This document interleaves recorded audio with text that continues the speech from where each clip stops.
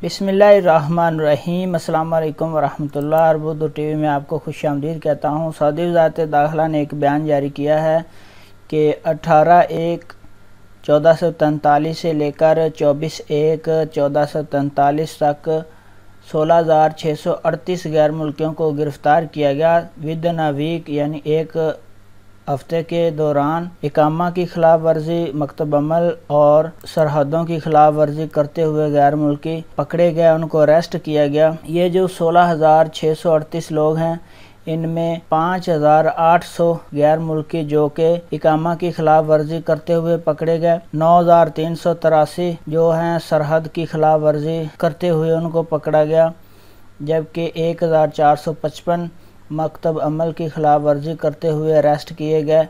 849 लोग ऐसे थे जो कि सऊदी अरेबिया की हदूद में दाखिल होने की कोशिश कर रहे थे, उनको पकड़ा गया। 55% इन 16,638 में 55% यमनियों को गिरफ्तार किया गया। 43% एथोपियन जिनसिया के लोग थे, उनको पकड़ा गया, जबकि 2% बाकी जिनसात के लोग जो सऊदी अरेबिया में काम करते हैं उनको पकड़ा गया है। तो ये पिछले हफ्ते की वज़ारत दाखिला की जो रिपोर्ट है, जो बयान जारी किया गया वेबसाइट पे, वो आपके साथ शेयर कर रहा था। तो फ्रेंड्स, अपना बहुत सारा ख्याल रखिएगा, कोई भी ऐसी वायलेशन ना करें जिसके बाद आपको कोई परेशानी का सामना करना पड़े। अल्लाह पाक सऊदी अरेबिया में जितने भी गैर मुल्की काम करते हैं उनकी हिफाजत फरमाए। अपना बहुत सारा ख्याल रखिएगा। अस्सलाम वालेकुम वरहमतुल्लाह।